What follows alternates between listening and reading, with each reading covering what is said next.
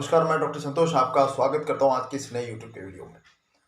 एक अजीब सी बीमारी, मानसिक बीमारी के बारे में आज बात करेंगे जिसका नाम है डेलीरियम। जी हाँ दोस्तों, डेलीरियम जिसको हिंदी में प्रलाप बोलते हैं। प्रलाप मतलब अनशन बकना, कुछ भी, मतलब दिमाग में उसका होश नहीं रहता, क्या बात कर रहा है, किससे बात कर रहा है, क्या बोल रहा है, किस स्थिति में है, कुछ उसको समझ नहीं है। बस वो चीखता चिल्लाता है, किसी को कुछ भी बोल देता है और उसको होश रहते हुए भी उसको होश नहीं होता कि वो क्या बोल रहा है, किसको बोल रहा है। चीज़ें तोड़ फोड़ करना, मारना पीटना, चीखना चिल्लाना, किसी को काट लेना, किसी चीज़ों को फेंक देना, किसी के ऊपर थूक देना, ये जितने भी तरह का डेलीरियम है, एंगर, गुस्सा, तो उसको तुरंत कंट्रोल में लाने के लिए 3 इंपॉर्टेंट दवाई है, मैं आपको बता रहा हूँ कि याद रख लेना। सबसे पहला है बेलाडोना, दूसरा है स्ट्रामोनियम, तीसरा है हायोसेमस। 3 इंपॉर्टेंट दवा है।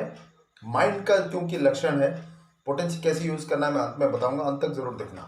सबसे पहला बेलाडोना, बहुत ही तेज का उसका अचानक से आ जाता है गुस्सा, लाल इन्फ्लेमेशन, जैसे कि सर में खून चढ़ गया हो, जो कि आपको ग्लोनोइन में, मेलिलोटस में भी मिलेगा। बेलाडोना में अचानक से सर गर्म हो जाता है उसका, पाँव और दूसरे एक्सट्रीमिटीज ठंडा रहता है लेकिन सर उसका गर्म हो जाता है और चीखने चिल्लाता है, आंखें लाल पड़ जाती है और अचानक से वो काटने को दौड़ता है ऐसे।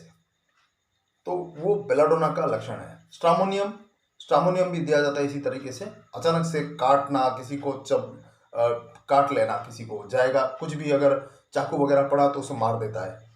तो ये जो राक्षस प्रवृत्ति का जो आ जाता है अचानक से, हिंसक प्रवृत्ति का, वो स्ट्रामोनियम के कैटेगरी में जाता है। बेलाडोना का हायर वर्जन स्ट्रामोनियम में जाएगा।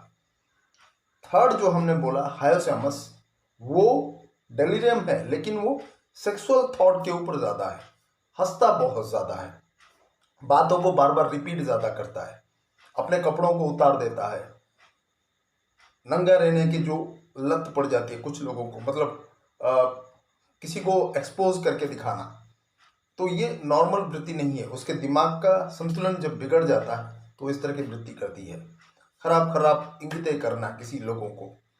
तो ये जो कैटेगरी आता है ये हायोसेमस का लक्षण है।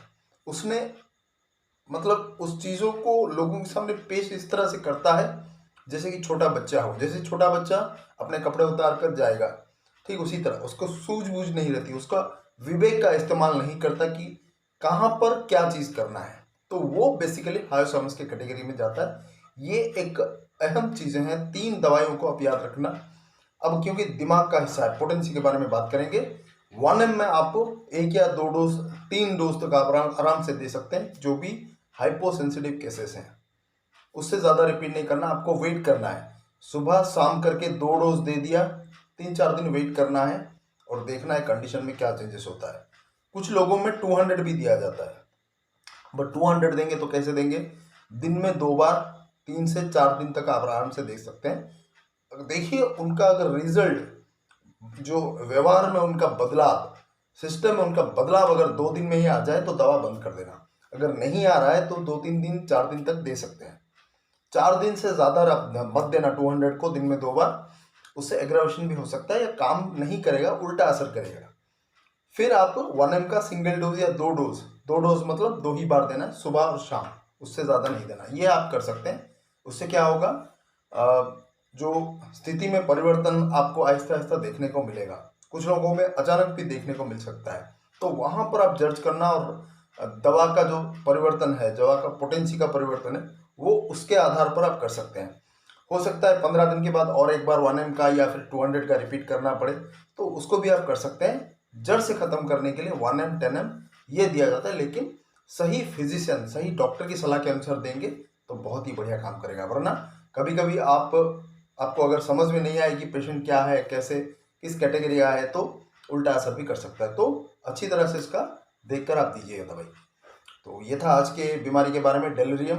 बहुत ही इंपॉर्टेंट मानसिक स्थिति है, इसका कोई एलोपैथिक में इलाज है ही नहीं, सिर्फ नशा करने के लिए देते हैं, सुलाने के लिए देंगे, कोई उसका पक्का इलाज नहीं है। पेशेंट थका हार कर, जब तक आप दवाई लेते रहेंगे तब तक ठीक, कंटिन्यूसली आपको लेना पड़ेगा। इसका कोई परमानेंट सोल्यूशन नहीं है एलोपैथी सिस्टम के पास। होम्योपैथिक में बहुत ही बढ़िया इलाज है। ज़रूर इसको अपने दोस्तों के साथ शेयर करिए। जिनको भी ये टेंडेंसीज है, मेंटल कंडीशन है, उनको अच्छी तरह से आप उनका जज करिए, उनका एनालिसिस करिए और अच्छी तरह से उनका होम्योपैथी में ट्रीटमेंट कराइए। बहुत बहुत धन्यवाद, नमस्कार। जिन भाइयों ने अभी तक सब्सक्राइब नहीं किया ज़रूर कर लीजिए और अपने दोस्तों को भी बोलिए ज़रूर सब्सक्राइब और बेल आइकन पर ज़रूर क्लिक करें, ताकि जो भी नया वीडियो मैं अपलोड करूं तुरंत नोटिफिकेशन के द्वारा आप तक पहुंचे। बहुत बहुत धन्यवाद, नमस्कार, शुभ रात्रि।